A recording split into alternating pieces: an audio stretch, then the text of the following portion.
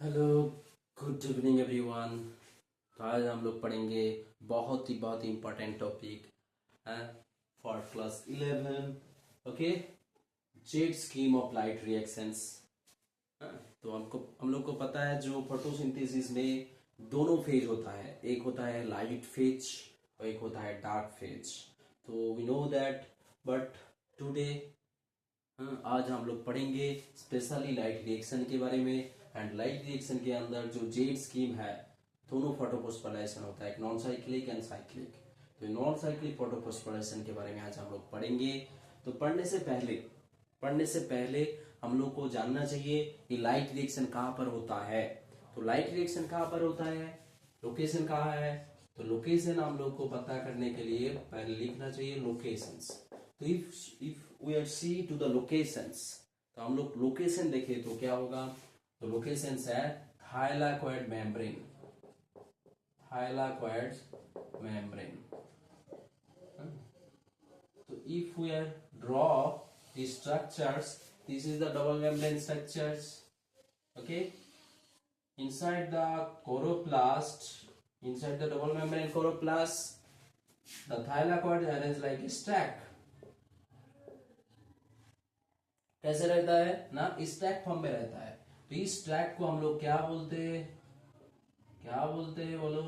इसको बोलते हैं हम लोग थाइलाकॉइड्स, थाइलाकॉइड्स और ग्राना कहते हैं। तो इसी थाइलाकॉइड्स, जैसे मैंने एक ले लिया, यहाँ पर ड्रा करो, लार्ज बिग साइज ड्रा कर लो। ड्रा करने से दिखाई देगा आपको, ये है मेम्ब्रेन और इस मेम्ब्रेन थाइलाकॉइड मेम्ब्रेन में होता है ये जेट स्कीम। यहाँ पर दोनों photo system PS2 and PS1 दोनों इन्वॉल्व रहता है, ठीक है, दोनों काम करता है। तो यहाँ पर बहुत सारे इलेक्ट्रॉन कैरियर भी प्रेजेंट है। तो ये होता है लोकेशंस। तो पहले हम लोग को क्या पता चला, पहले हम लोग को पता चला जेट स्कीम कहाँ पर होता है, लोकेशन कहाँ पर है। लोकेशन पता चल गया, थाइलाकॉइड मेम्ब्रेन में होता है। और यहाँ पर एक पर्टिकुलर थाइलाकॉइड मेम्ब्रेन में क्या है प्रेजेंट, फोटो सिस्टम है।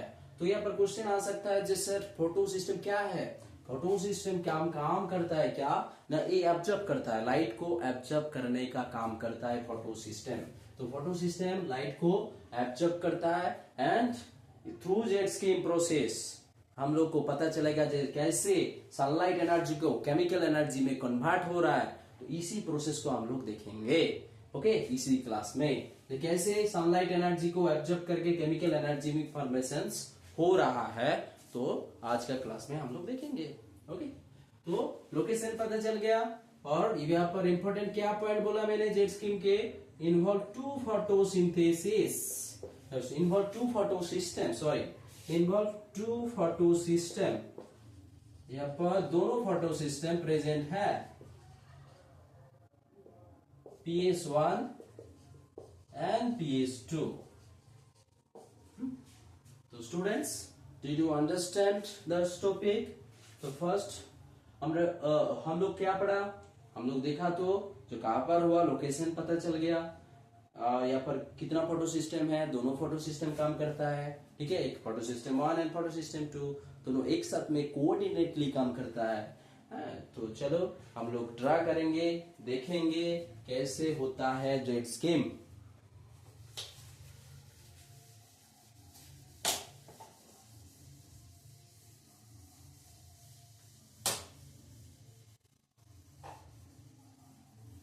तो पहले ड्रा कर लो दोनों फोटो सिस्टम को, यहाँ पर ड्रा कर लो। तो यहाँ पर देखकर पता चल रहा है सर आप क्यों लिखा है 680। तो 680 का मीनिंग क्या है, इसका मीनिंग है इस वेवलेंथ का 680 वेवलेंथ का लाइट एब्जॉर्ब करता है फोटो सिस्टम 2। तो इस फोटो सिस्टम 2 कितना लाइट एब्जॉर्ब करता है, कितना नैनोमीटर, 680 नैनोमीटर। और ये क्या है, ground separate, these are accessory pigment.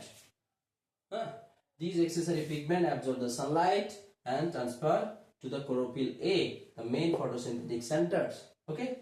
तो ये एब्जॉर्ब करता है और किसको पास कर देता है, क्लोरोफिल A मॉलिक्यूल को पास कर देता है।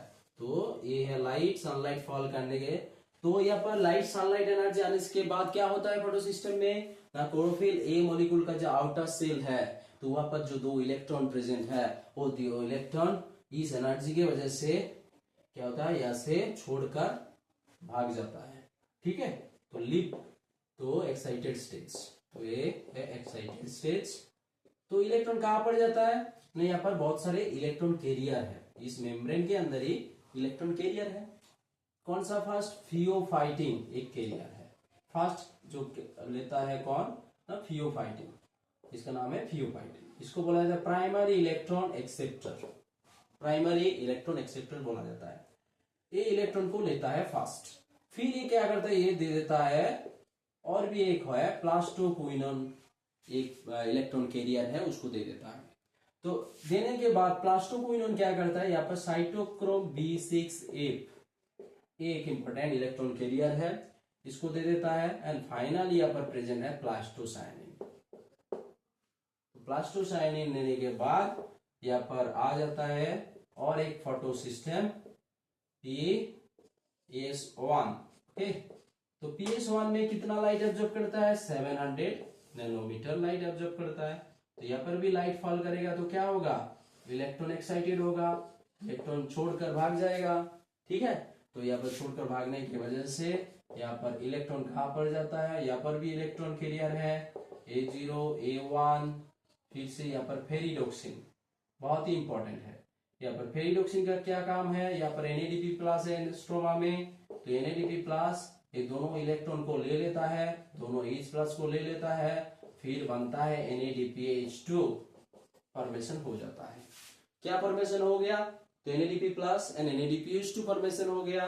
तो यहाँ पर एक इंपॉर्टेंट एंजाइम काम करता है, कौन सा, क्या नाम है एंजाइम का, एंजाइम का नाम है ferredoxin, ferredoxin NADP reductase enzyme, reductase enzyme काम करता है यहाँ पर। ओके, तो इस एंजाइम की वजह से NADP प्लस इलेक्ट्रॉन को एक्सेप्ट करता है, और एक्सेप्ट करने के बाद NADPH फॉर्मेशन हो जाता है। ठीक है, तो यहाँ पर इंपॉर्टेंट पॉइंट जो बोलना चाहिए था वो क्या है, यहाँ पर इलेक्ट्रॉन तो चला गया, तो यहाँ पर तो इलेक्ट्रॉन का कमी दिखाई देगा ना आफ्टर सेल में, तो इलेक्ट्रॉन सप्लाई कौन करेगा, तो यहाँ पर इलेक्ट्रॉन सप्लाई करता है कौन ना, यहाँ पर H2O मॉलिक्यूल।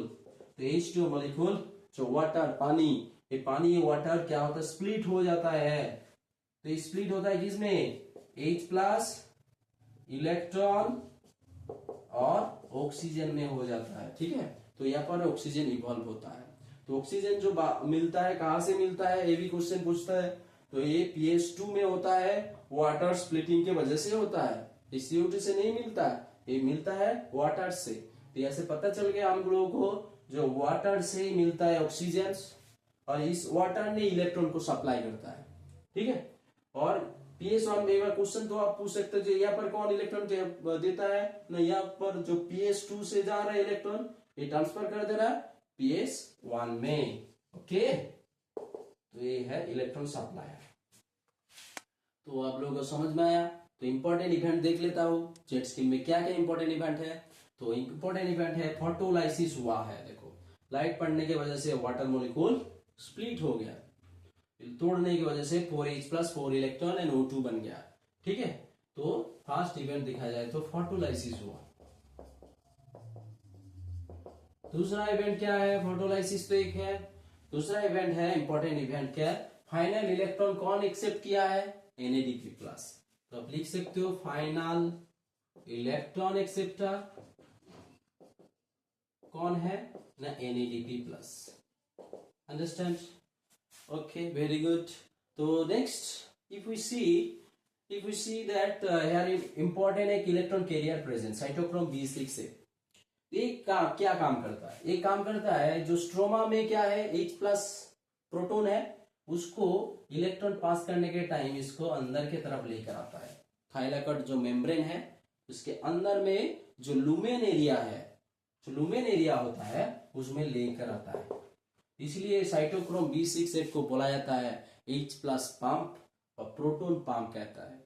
और इस प्रोसेस केमियोस्मोसिस प्रोसेस के थ्रू ये ATP फॉर्मेशन करता है। तो यहाँ पर इंपॉर्टेंट इवेंट केमियोस्मोसिस प्रोसेस होता है। ओके, केमियोस्मोसिस प्रोसेस हम लोग बाद में पढ़ेंगे। तो इस केमियोस्मोसिस प्रोसेस के थ्रू बनता है एटीपी बनता है, ठीक है, एटीपी फॉर्मेशन होता है।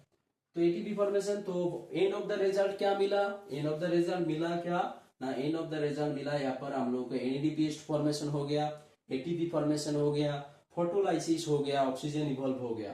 तो ये है जेड स्कीम, तो ये है जेड स्कीम हम लोग पढ़ लिए।